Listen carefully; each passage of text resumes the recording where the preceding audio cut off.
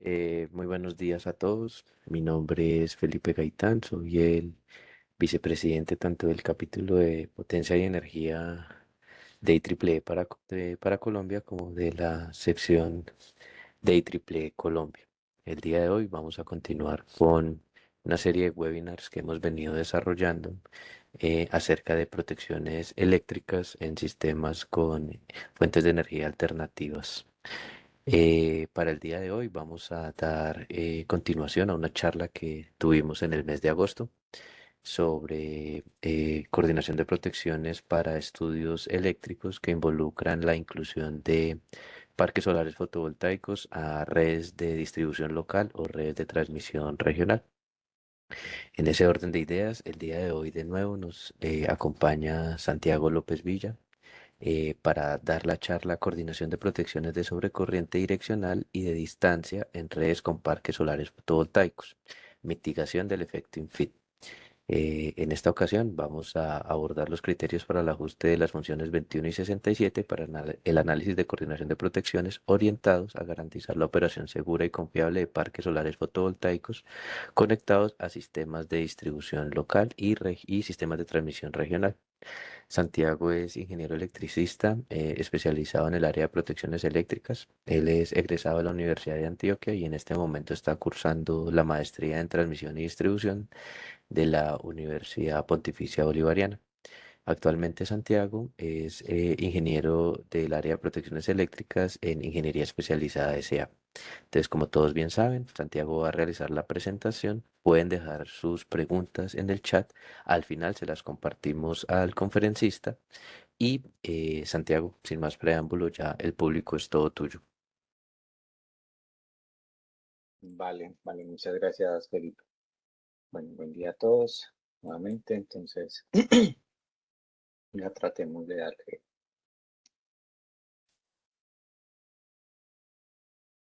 Premo esto. Entonces, me indican, porfa, si ahí pueden ver la presentación. Está perfecto. Vale, gracias. Listo. Entonces, como les comentaba Felipe, pues la idea es como terminar de abordar un tema que empezamos en agosto, enfatizar pues de cómo es el desempeño o cómo es la afectación de estos tipos de generación basada en inversores en la red sobre todo en la red de transmisión, y pues contarles un poco de las experiencias que hemos tenido con ellos. Eh, Retomamos un poco también como permítame por acá, voy puntero. Vamos a retomar un poco como algunas bases para entender más en detalle como los efectos o el por qué se genera como estas particularidades o estas condiciones sobre las redes. Entonces, por acá y vamos a, pues, entonces, tenemos que de la generación basada en inversores hay principalmente tres tipos. El primer tipo de ellos, o bueno, dos tipos de ellos están muy estrechamente relacionados con los generadores eólicos y uno con los generadores solares. ¿Sí? Entonces, el generador solar en sí es bastante simple. Voy a hacer un poco rápido en esta parte. Entonces, básicamente, pues tenemos un arreglo de paneles donde se nos alimenta un bus DC. De ese bus DC, pues pasa por medio de una electrónica de potencia para maximizar la extracción de potencia de estos paneles solares, ¿no? Lo que se llama el MPPT. Y posterior a esto, pues pasa al inversor. Y del inversor, que convierte pues esa señal en DC a AC, pues ya no la entrega a la red. En protecciones, el principal interés es el inversor, el modelo del inversor como tal, todo lo que pasa del inversor hacia la red. Toda esta parte en DC no la tenemos en cuenta, ¿vale? Listo. En cuanto a la generación eólica, entonces, como les mencioné ahorita, hay dos tipos principales, la tipo 3 y tipo 4. Aquí vemos que la tipo 4 es básicamente lo mismo que la que se utiliza con los paneles solares. Solo que a diferencia, quien nos va a entregar esa potencia activa ya no van a ser paneles, sino que va a ser entonces una turbina. Y esa turbina nos va a entregar esa potencia por medio de un motor de imanes permanentes, un generadorcito de imanes permanentes, perdón, del cual entonces la pasamos por un puente rectificador. De aquí en adelante ya se vuelve igual que en los paneles solares, porque entonces por medio de este inversor se vuelve a convertir esa tensión en DC a AC. ¿Por qué se hace de esta manera? Pues resulta que normalmente, pues vale, como el viento, la fuerza del viento no es constante, es intermitente y también pues obviamente la presencia de este en la red. Eso lo que va a hacer es variarnos mucho la frecuencia en la turbina. Entonces lo que se busca de esta manera es que con la turbina desde la parte mecánica se busque el mayor ángulo de ataque posible hacia el viento para poder extraer la mayor potencia de este sin preocuparnos por la frecuencia. De esa manera, al no preocuparnos por la frecuencia de este, se extrae la mayor potencia de él y por ende entonces lo convertimos todo en DC para posteriormente pasarlo a AC. Inconveniente de este tipo sería que entonces los inversores, el juego de inversores tiene que dimensionarse a plena potencia de la turbina, cosa que no va a pasar con la tipo 3, que es la que vamos a ver ya enseguida. Listo. Con la tipo 3, entonces ya el esquema es un poquito más complejo. Lo que ya se va a hacer es que se va a tener ya no un generador de imanes permanentes, sino un generadorcito doblemente alimentado. De este se entrega parte de la potencia a la red y se extrae el mismo una potencia o una tensión. ¿Para qué? Para hacer control sobre él en ese rotor del cual se tiene pues acceso a él. ¿Con esto qué se busca? Se busca que la electrónica invertida no sea mucha, de hecho es una porción, la electrónica es una porción de la potencia total que se requiera para el generador. Y esto, pues, uno de los principales inconvenientes es que se debe tener cierto control, ahora sí, sobre la frecuencia en el mismo. Listo. Bueno,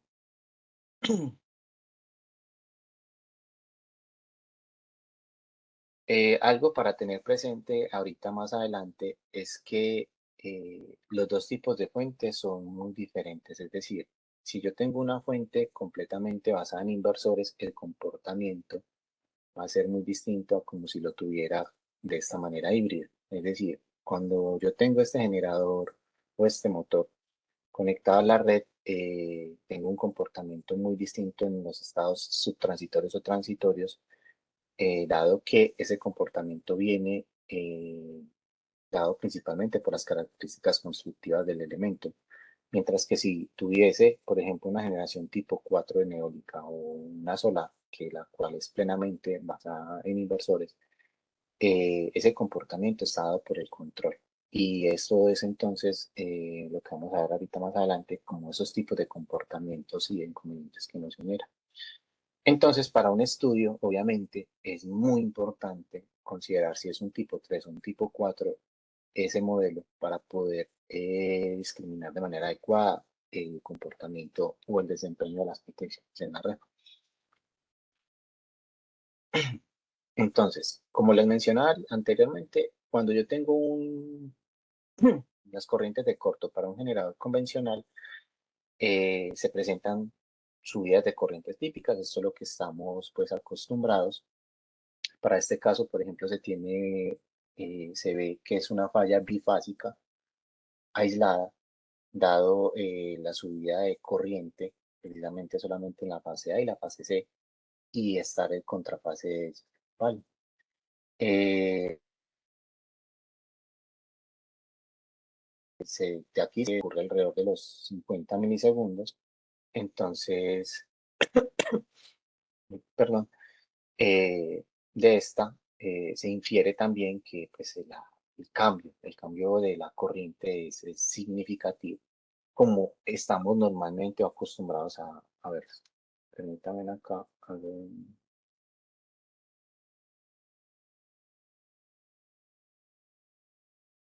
vamos, listo.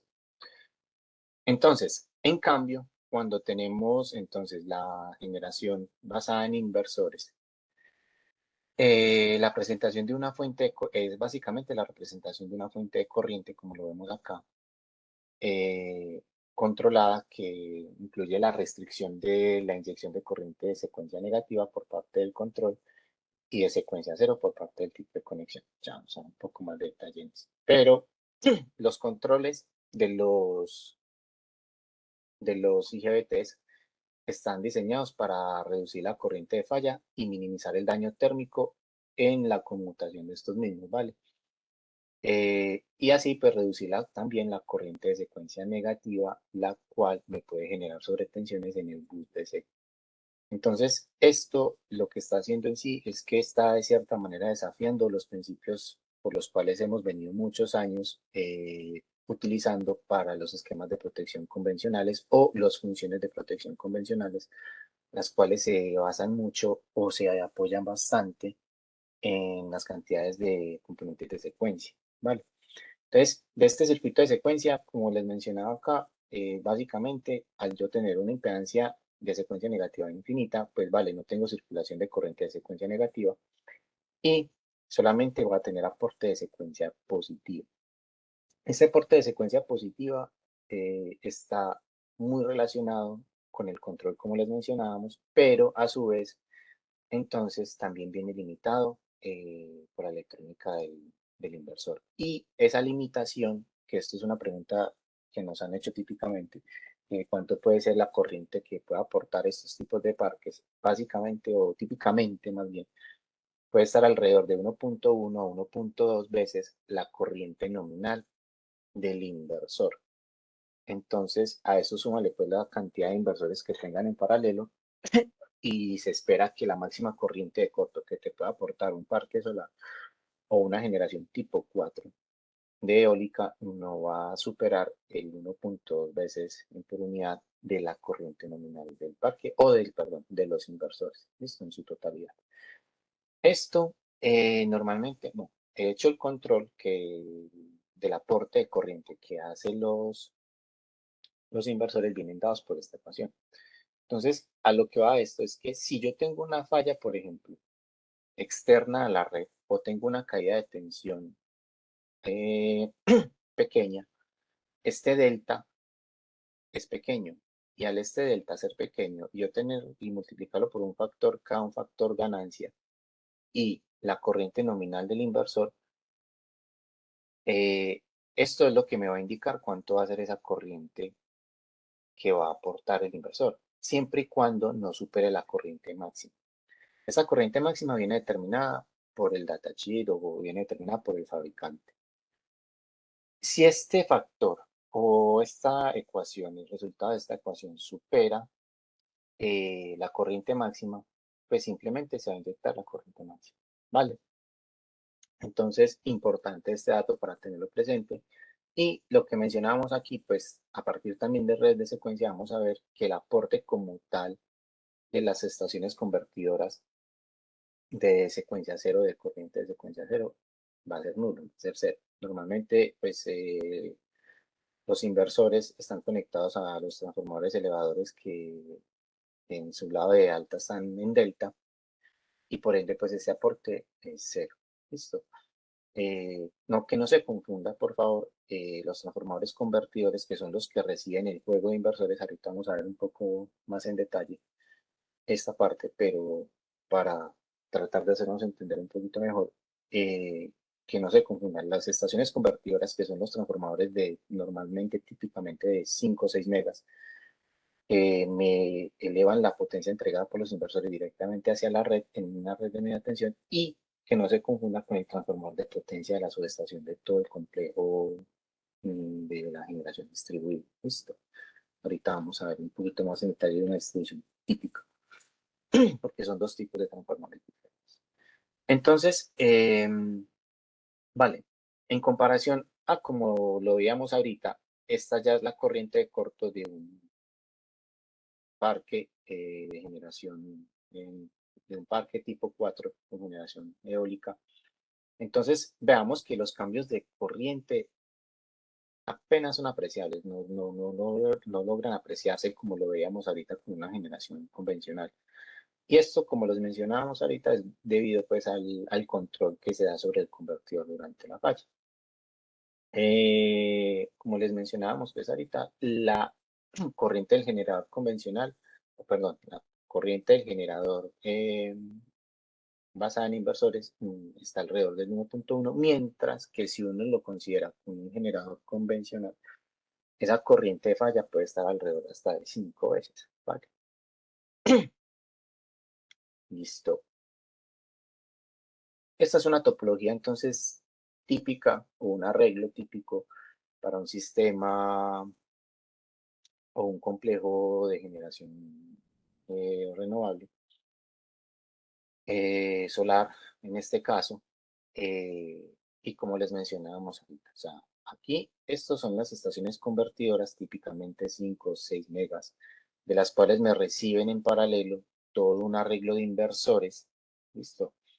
Y de este pues se van haciendo a partir de la cadena, se va recolectando la potencia y posteriormente entregada a un tren de celdas. Este tren de celdas típicamente puede estar en una tensión de 34.5 para los proyectos que hemos tenido aquí en Colombia. De este tren de celdas se le entrega la potencia ya a un transformador de potencia acorde pues a todo el complejo solar o eólico. Y de este pues ya se conecta a la red. Las protecciones que vamos a hablar principalmente, o las que vamos a detallar un poco más y entender como esos funcionamientos que tienen, son estas de aquí, en la red en la red de alta tensión, ya sea en el STM o en el STL, ¿vale? De esto, entonces, por lo tanto, nosotros podemos llevar todo este circuito segregado a un circuito condensado como el que se ve acá. Simplemente consideramos el mismo transformador de potencia, solo que en este, pues, vale, tenemos un equivalente de un transformador o una estación convertidora y de todos los arreglos de todos los inversores que tendríamos ahí en paralelo. ¿Vale? Este sería nuestro equivalente en generador, en este caso, pues solar.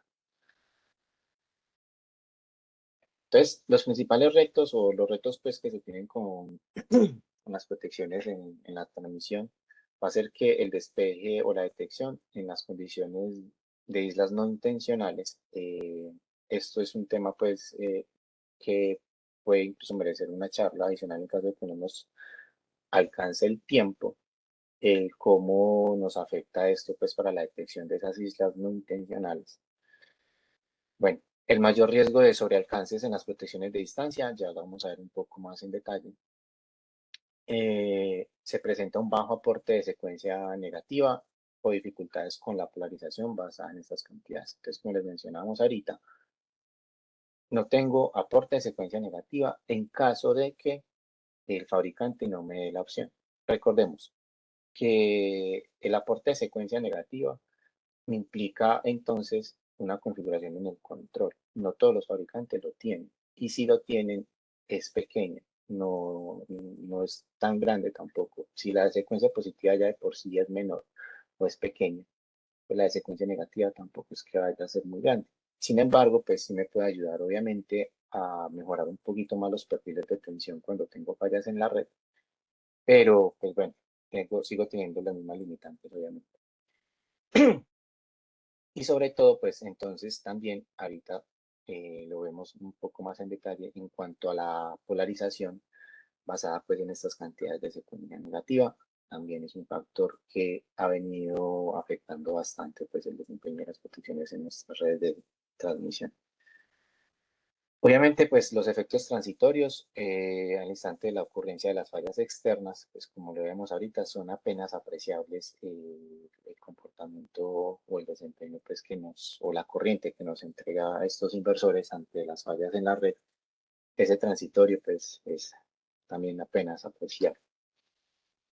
Entonces, aquí ya entramos un poquitico más en materia en cuanto a cómo es ese desempeño del efecto in-feed.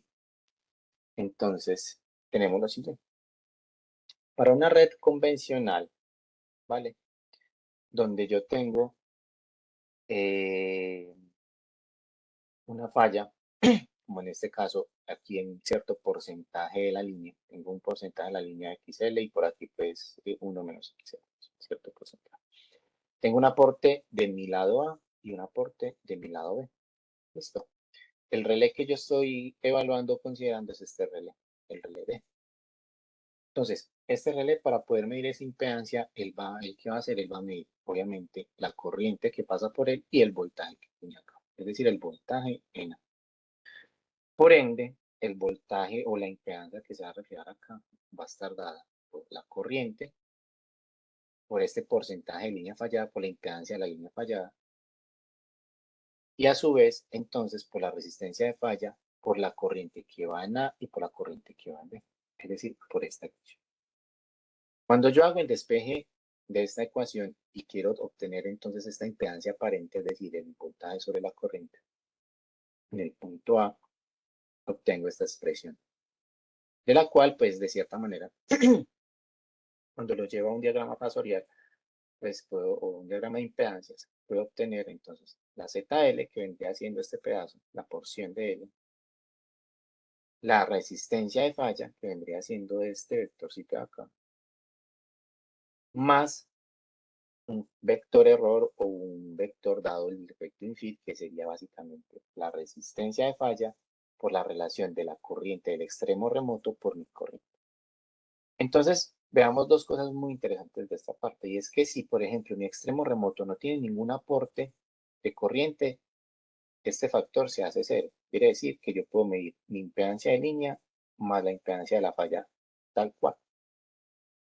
Y caso contrario, donde el extremo remoto sea muy fuerte o yo sea un extremo muy débil, ¿qué voy a tener? Que este vector tiende a crecer, tiende a ser grande. Por lo tanto, cuando yo tengo sí, un extremo muy fuerte o soy extremo débil, lo que suele pasar es que la protección de distancia pierde muchísima sensibilidad. Es decir, para fallas con impedancia se empiezan a salir de la característica de manera muy rápida, ¿cierto? Y esto pues lo hemos visto reflejados en múltiples estudios y obviamente como mencionamos en la anterior diapositiva, pues tenemos que nuestras fuentes basadas en inversores son fuentes débiles, son fuentes que no me aportan mayor cantidad de corto, es más bien pequeño. Entonces me genera este efecto principalmente. A su vez, tengo que tener presente que si yo soy un extremo que importa, perdón, que exporta, pues el extremo donde tengo mi generación es un extremo que siempre está exportando potencia. A eso, súmale que voy a tener un efecto de sobrealcance posiblemente de la zona, es decir, la impedancia empieza a decaer rápidamente. Caso contrario, cuando tengo el extremo fuerte o el extremo, en este caso el que importa esa potencia, esa demanda, esa generación, el efecto tiende a ser al contrario, tiende a subir, por lo tanto tiende a generarme subalcances de las diferentes zonas, ya sea una zona 1, zona 2. Entonces, esto es principalmente riesgoso, sobre todo cuando tengo fallas externas a mi red, porque este efecto lo que va a hacer es generarme entonces un sobrealcance, un posible sobrealcance de zona 1 y una falla externa a mi red, pues va a hacer que opere o que se salga mi parque cuando no me vi. Listo. Bueno, entonces aquí vamos a ver un poquito más este efecto. Denme 2 segundos, por favor.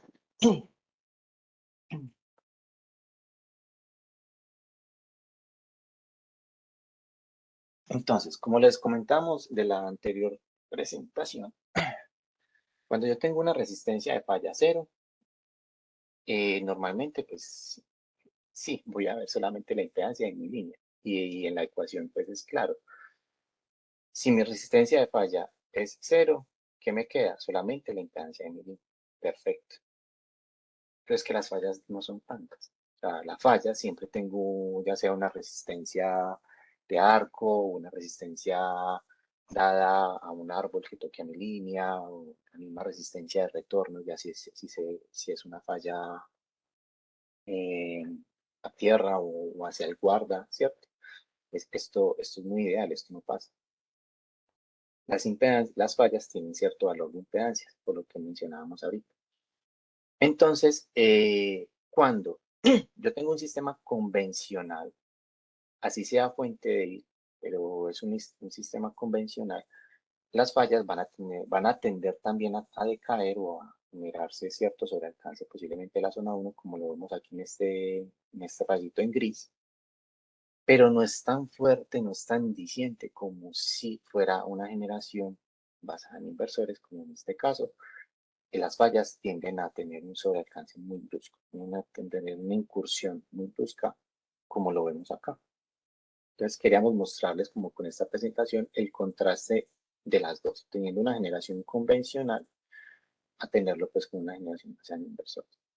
Como les mencionaba ahorita, para esta falla, teniendo yo aquí mi parque con su propia línea, por aquí una red externa y por aquí pues otra red externa. Si yo tengo una falla en este punto, lo que yo espero es que operen las protecciones asociadas a este circuito, es decir, esta de acá. Y yo no espero que se salga mi parque, de hecho estaría aquí, en este caso, presentándose una mala operación. Y perdería entonces la generación que me pueda entregar este por una falla externa, ¿cierto? Entonces, estos problemas de descoordinaciones pues, los hemos visto en la red, eh, principalmente pues entonces por este fenómeno que les comentamos. Por eso es importante entonces el modelo y pues obviamente que en los estudios se tenga muy presente este tipo de sobrealcances. Normalmente, ¿qué se ha hecho para mitigarlo? Entonces, posibles soluciones es hacer un recorte de la zona 1, es decir, esta zona 1, por ejemplo, puedo hacer un recorte muy fuerte para que este sobrealcance pues quede en zona 2 y al estar temporizado, recordemos que mi zona 1 suele ser instantánea, por tiempo cero de operación, mi zona 2 la tengo coordinada con las protecciones aguas atrás, o puede tener un tiempo de operación de 200, 400 milisegundos. Entonces, cuando yo busco que mi zona 1 sea recortada, esta misma falla queda en zona 2, dándole el tiempo suficiente para que opere primero este tramo de línea y a posterior, pues si no opera, ahí sí operaría en extremo de generación. Bueno, eliminar zona 1. Hemos tenido que en algunos proyectos ha sido conveniente mejor eliminar la zona 1, entonces solamente va a tener una zona 2. Perfecto.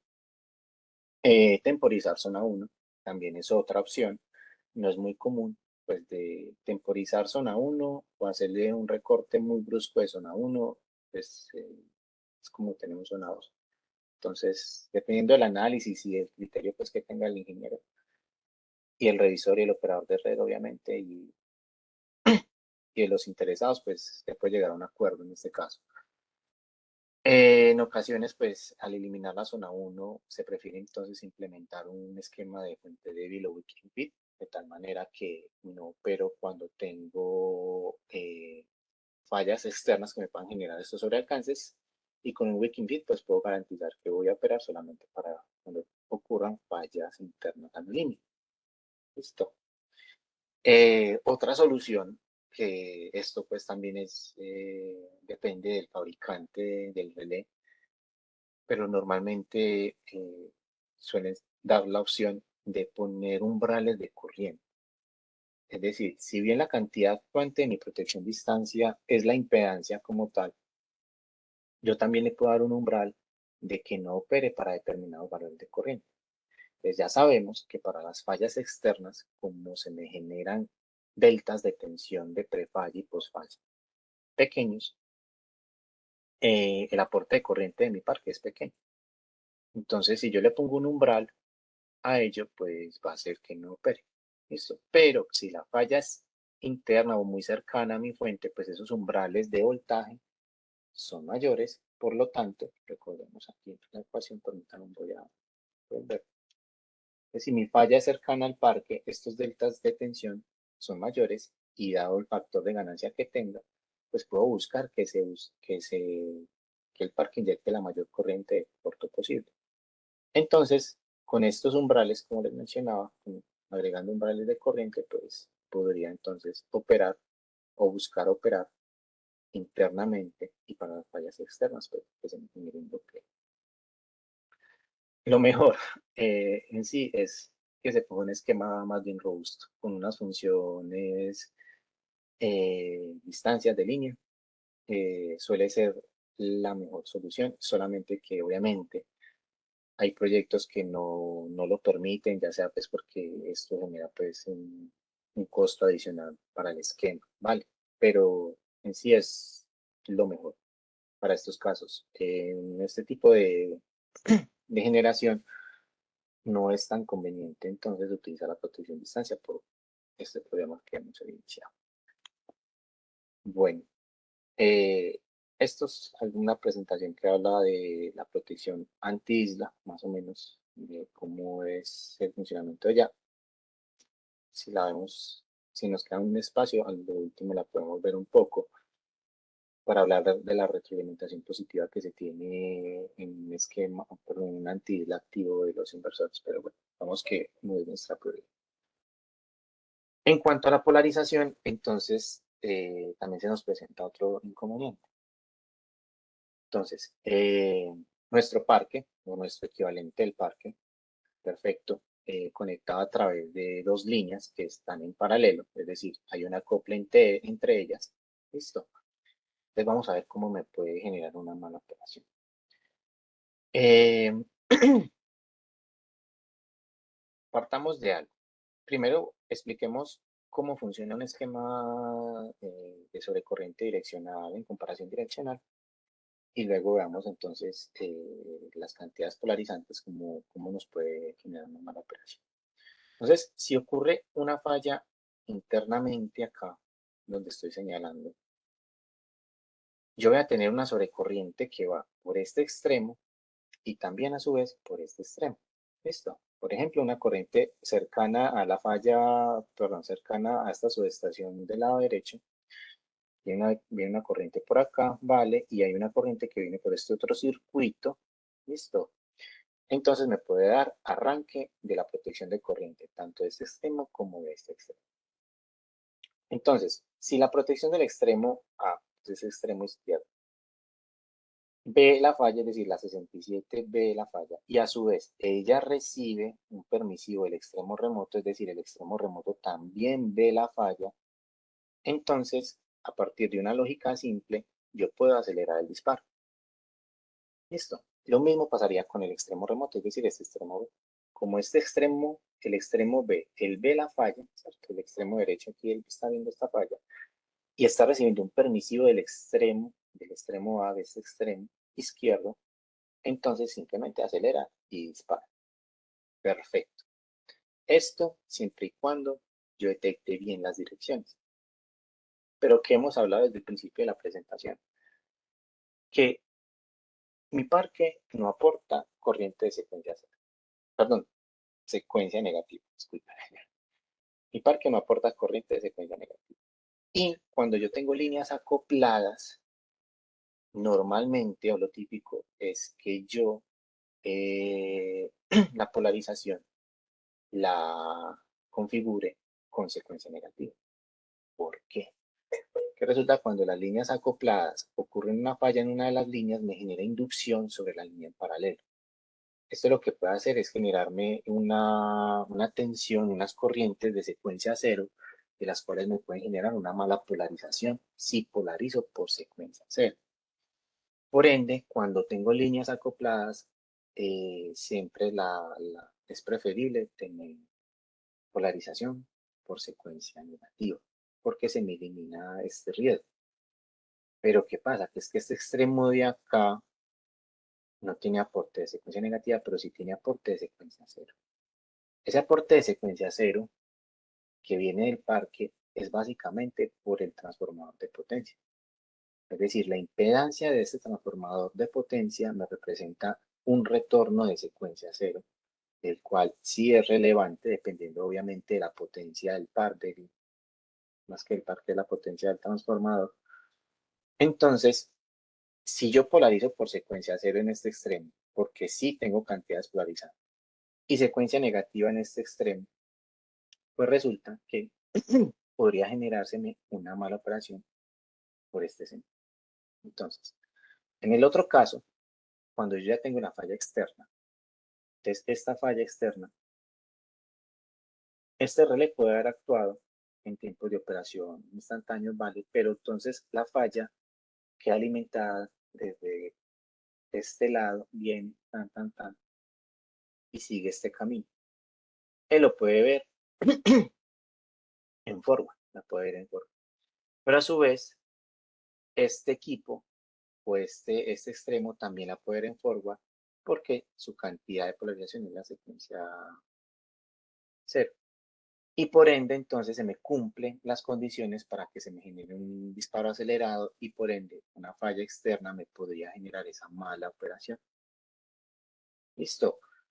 Entonces, en cuanto a esto, que también pues se ha evidenciado en algunos casos, en algunos eventos reales, lo conveniente entonces es analizar cuál es la cantidad polarizante adecuada. Yo tampoco puedo venir y decir, no, voy a simplemente, como tengo una fuente atrás no convencional, voy a elegir una I0 y si esta es un extremo fuerte con con recursos convencionales, entonces voy a elegir una corriente de secuencia negativa. Tampoco es lo ideal es hacer un estudio o una sensibilidad donde podamos hacer fallas múltiples, no solamente en el elemento a proteger, sino en el elemento adyacente, y a partir de esto analizar las cantidades polarizantes tanto en secuencia cero como en secuencia negativa y escoger lo que sea más conveniente en ese caso, inclusive modificar los ajustes que normalmente se ha detectado que están por defecto al fabricante. Y acorde a lo que hemos visto en las redes últimamente con estas generaciones, no es lo ideal.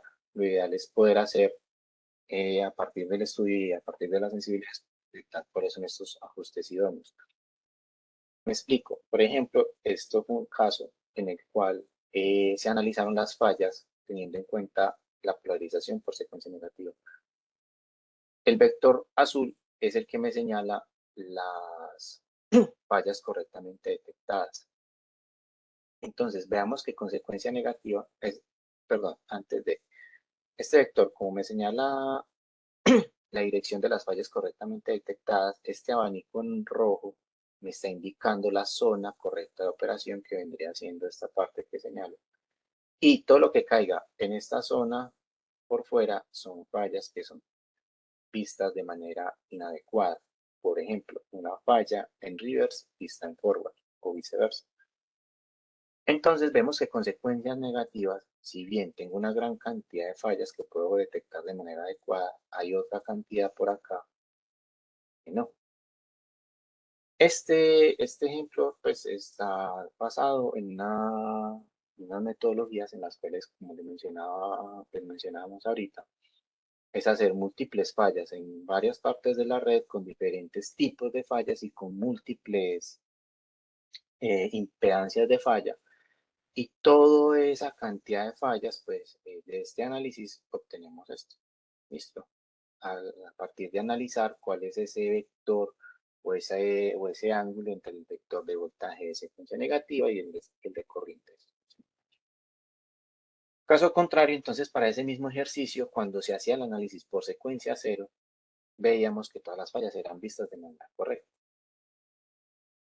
Entonces, para este caso en particular, se determina que la mejor cantidad polarizante es la secuencia cero, en lugar de la secuencia negativa. Hay relés, algunos fabricantes que te permiten hacer la polarización por ambas.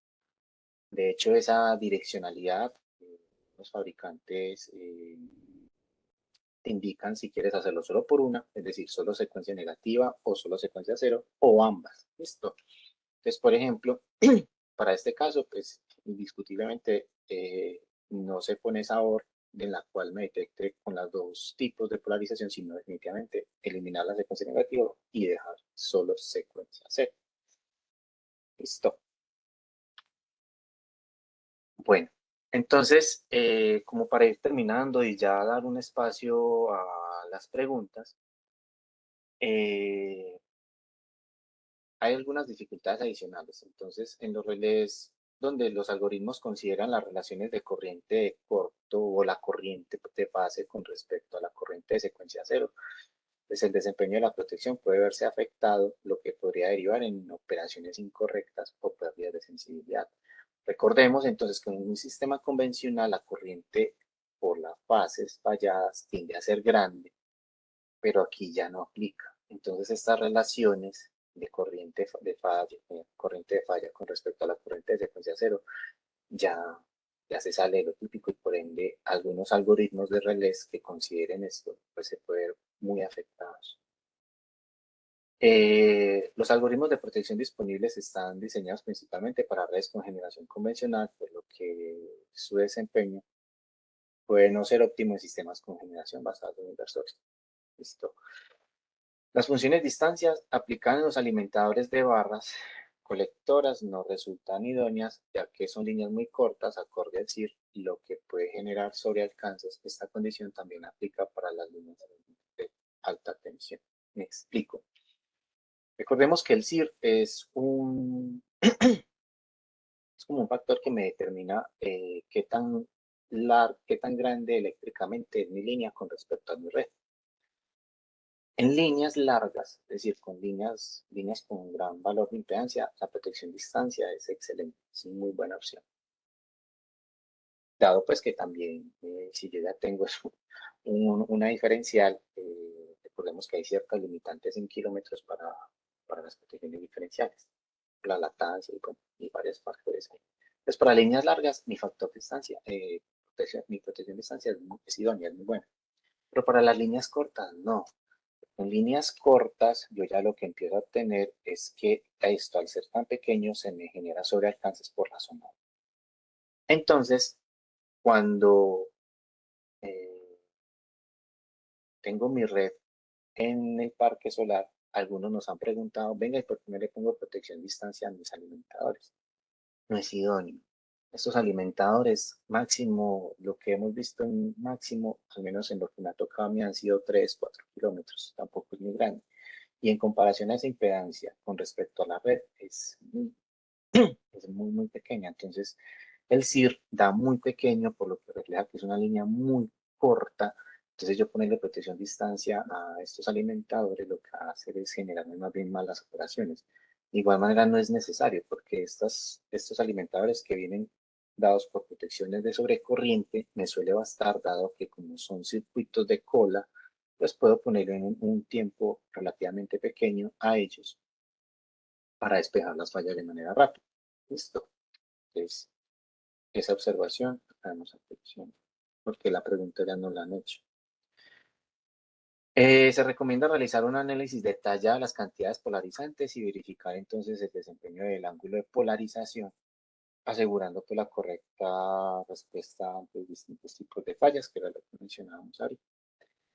Y adicionalmente, pues, últimamente se ha considerado conveniente no hacer simulaciones en estado estable, como normalmente estamos acostumbrados, sino que como son modelos que el comportamiento depende mucho del control del fabricante, ya no son modelos que dependen solamente de las características constructivas como los generadores. Entonces, es conveniente, se considera conveniente hacer simulaciones EMT con el modelo de control suministrado por el fabricante, obteniendo pues archivos con tray que puedan ser inyectados posteriormente en las pruebas secundarias de los equipos, con el fin de validar el desempeño de los algoritmos de protección de los diferentes fabricantes en condiciones subtransitorias y transitorias. Bueno, pues por parte de nosotros era como el pendiente que teníamos para mostrarles, y nos abrimos ahí un espacio de 10 minutos para las preguntas, y mil gracias por la atención. Gracias, gracias a ti, Santiago, por la presentación. Aquí nos pregunta Adolfo Echeverry, cuando estabas mostrando la protección de distancia, ¿qué recomendación de temporización se considera para la zona uno y qué criterios se aplican para seleccionar cuál es la alternativa más adecuada? Bueno, en cuanto a lo de los criterios, pues mira, si, como les mencionábamos ahorita, incluso es en ocasiones conveniente eliminar esa zona uno, pero si esa zona uno la vamos a temporizar, dada la incursión a una falla externa, esa temporización debe ir coordinada con la protección remota. Es decir, por ejemplo, en este caso, para este circuito, como yo espero que este relé, si este relé en mi estudio yo valido que están cayendo en zona 1 esa misma falla, pero yo también la veo en zona 1, entonces lo que yo busco es que coordinen. Entonces, como él está en tiempo cero, yo puedo entonces indicarle que mi zona 1 esté en 200 milisegundos, porque ese tiempo debe considerar no solamente el tiempo en el que el relé se demora en procesar la señal, sino también el tiempo en el que el interruptor abre sus polos y por ello, pues normalmente este tiempo típicamente está alrededor de 200 milisegundos para la zona 1. En algunos casos se ha visto que la bajan a 150, pero bajar más ese tiempo de ahí es un riesgo. Es un riesgo porque puede que no le dé el tiempo suficiente para este relé operar y por ende haga que operen los dos al tiempo. ¿Listo? Entonces, por eso también una de las soluciones es simplemente eliminar la zona 1. En el caso de nosotros solemos hacer, es más bien, lo que solemos hacer es eliminar la zona 1 y coordinar que esta zona 2 pues coordinen tiempos básicamente. ¿Listo? Es decir, si no queda claro, por favor, ahí la vuelves a plantear la pregunta. Listo, Santiago. Aquí nos dice Juan Piñeros. Es una observación. La distancia funciona del lado del PC, del punto de conexión, me imagino, del lado del inversor. Si tiene condiciones muy desfavorables y por lo menos con la zona uno hay que tener mucho cuidado. Me refiero que creo que se refiere a la... Sí, a la anterior pregunta. Sí, Ujú. gracias Juan. Ahí da más claridad Juan. Pero sí es de muchísimo cuidado. Como les comentaba, en ocasiones es mejor eliminar. Listo, nos pregunta también Adolfo, ¿cómo afecta el retardo del PLL, el Phase Locked Loop, de un inversor a la precisión fasorial usada para la polarización direccional? Como les comentaba, es que es inapreciable el hecho de que la corriente de corto que aporta ya, o sea, no se puede apreciar de cierta manera, o sea, ya es muy pequeña de por sí. Entonces, como les mostrábamos ahorita, solemos utilizar es polarización por secuencia cero, de la cual me la aporta en su mayoría el transformador, no, su mayoría no, el transformador, perdón, me la aporta es el transformador de potencia. Y secuencia negativa, pues lo que hemos visto es que no hay ese aporte. Si yo lo voy a utilizar para polarizar en fases, ya sea una autopolarización o una polarización cruzada, eh, la verdad, de igual manera no es conveniente porque es que este aporte de corriente es, no le va a dar para ni siquiera arrancar la corriente, la función de sobrecorriente en este extremo. ¿Sí me hago entender? Es decir, yo mi función de sobrecorriente en este extremo, lo mínimo que voy a poner es a la corriente nominal del tráfico en sobrecarga, 1.2 veces la corriente del tráfico, por ejemplo, o a la del circuito como tal. Y pues mi circuito ya está dimensionado con la corriente nominal. Entonces, si yo tengo una falla externa, pues este no me va a aportar mayor corriente para poder arrancar esa protección de sobrecorriente. Entonces, desde este extremo, esa protección de sobrecorriente mirando hacia afuera de la red, más bien poco, en fases. Por eso entonces hago la claridad si voy a utilizar pues polarización cruzada o autopolarización o, o de memoria. Listo. Pues no va muy de la mano. No vería para qué. Y si es de tierras, pues la de tierras la polarizo ya sea por cero o negativa, pues es lo que les mencionaba ahorita. Entonces, no aplica mucho lo que mencionas con el PL. Dale, Felipe, no sé si alcancemos para otro. Sí, sí, sí. Mira, Mario Cabrera nos dice, ¿en qué caso se puede presentar subalcance de las zonas de protección cuando se tienen parques con generadores eólicos tipo 4 conectados a las líneas de transmisión? ¿Cómo se podrían mitigar estos problemas de subalcance? Subalcance. Sí.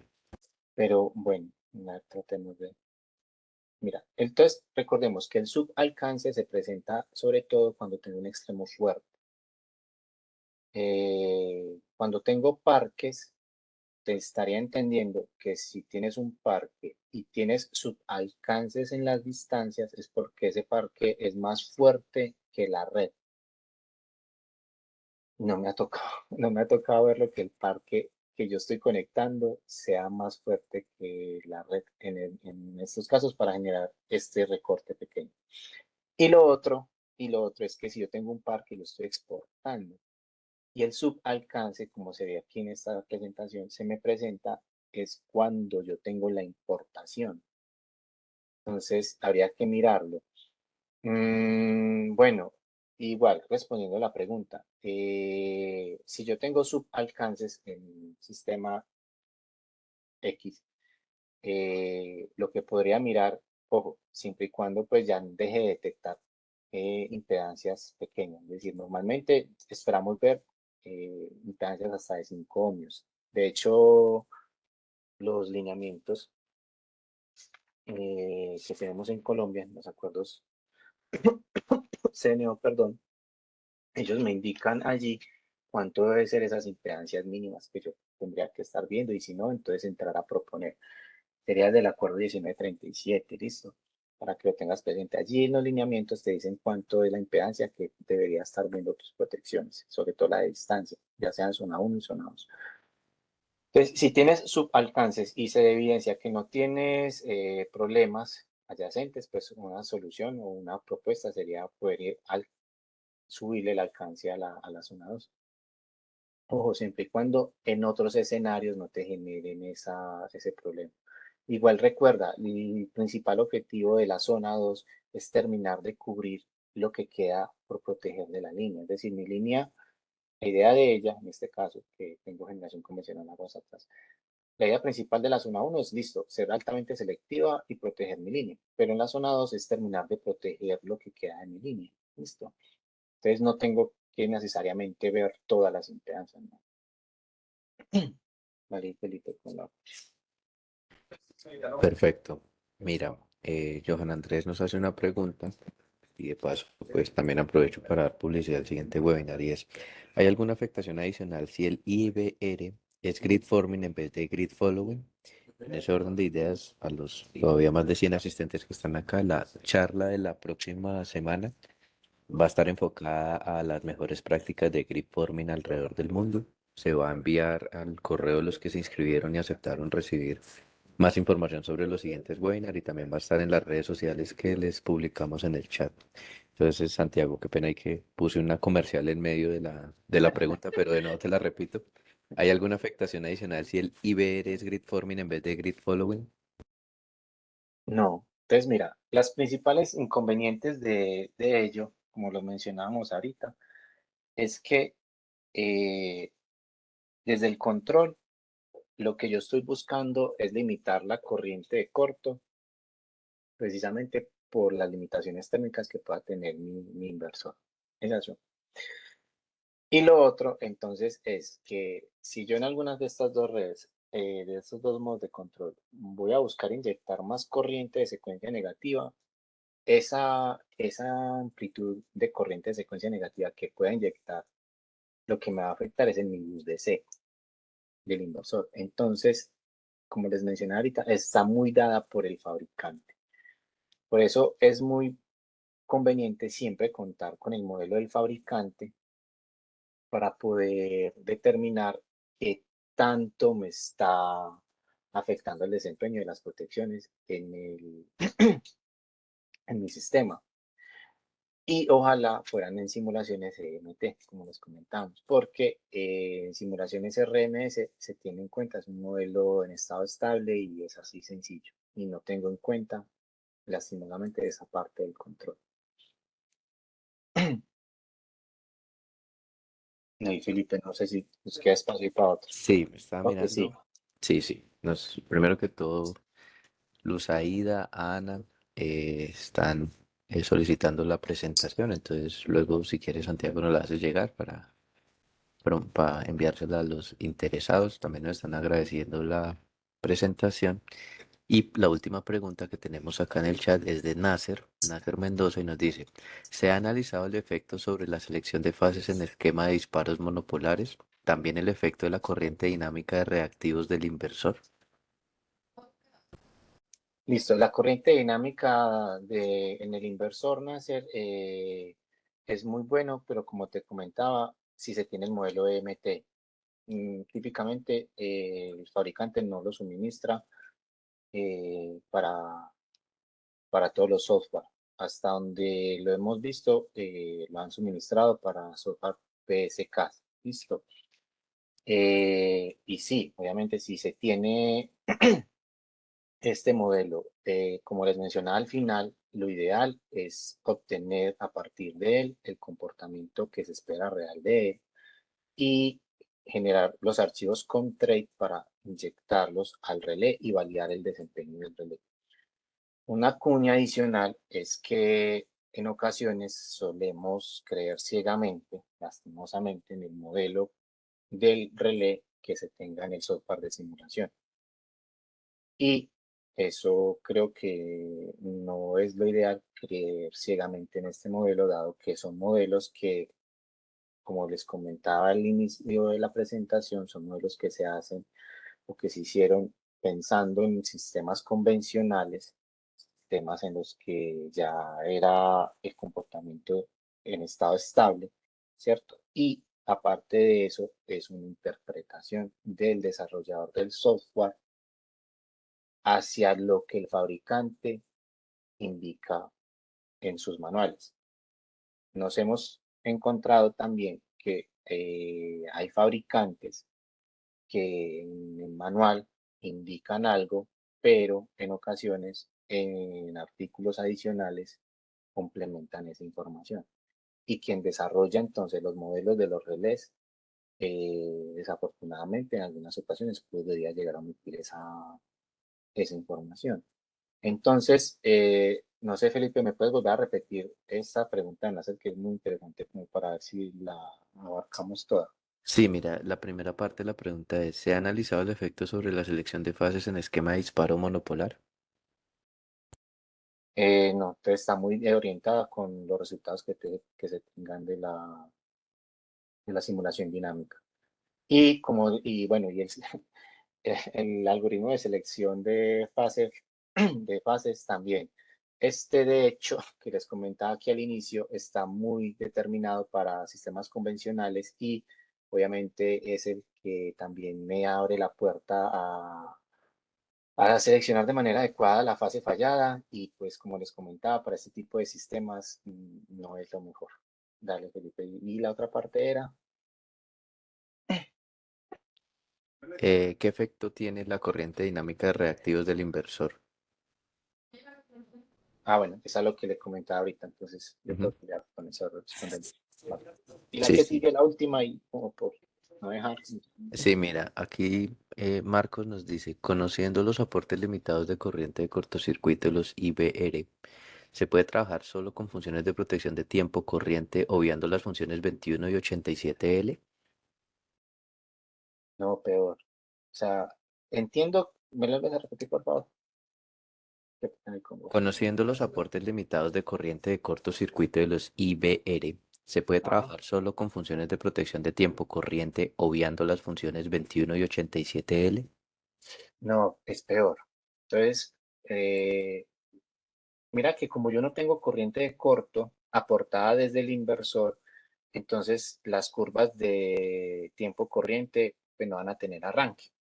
Entonces no me van a servir de nada. De hecho, sirve más la distancia y arranque a mal. Y las de diferencial, creo que mencioné algo de diferencial, obviamente son las convenientes. Es decir, si yo tengo una falla, por ejemplo, en esta línea, pues vale, la corriente, la mayor cantidad de corriente de falla viene desde el extremo fuerte. Así este extremo débil no aporte, pues yo ya tengo una diferencia de corriente. Entonces, en ese caso, ese esquema es el que mejor me sirve. No sé si es un poquito más claro. Sí, señor. Bueno, Sí, sí, sí, sí. bueno, Y sí, ya no tenemos más preguntas. Camilo nos agradece por la presentación. Santiago también. Nasser también. que fue la persona que nos hizo la última pregunta que se vio en dos partes. Entonces, nada, a los más de 80 asistentes que todavía están acá, les agradecemos muchísimo su presencia, Santiago. Esperamos de nuevo estar contigo próximamente con alguna otra presentación. Y les recuerdo que dentro de 8 días también vamos a tener otra presentación enfocada hacia grid forming. La publicidad e inscripción va a estar en nuestras redes sociales. Entonces, les agradecemos a todos su presencia. Santiago, muchas gracias. Gracias a ustedes y no, ojalá podamos estar presentes nuevamente. Que estén muy bien. Buen Listo, que estén provecho. muy bien. Muchas gracias a todos.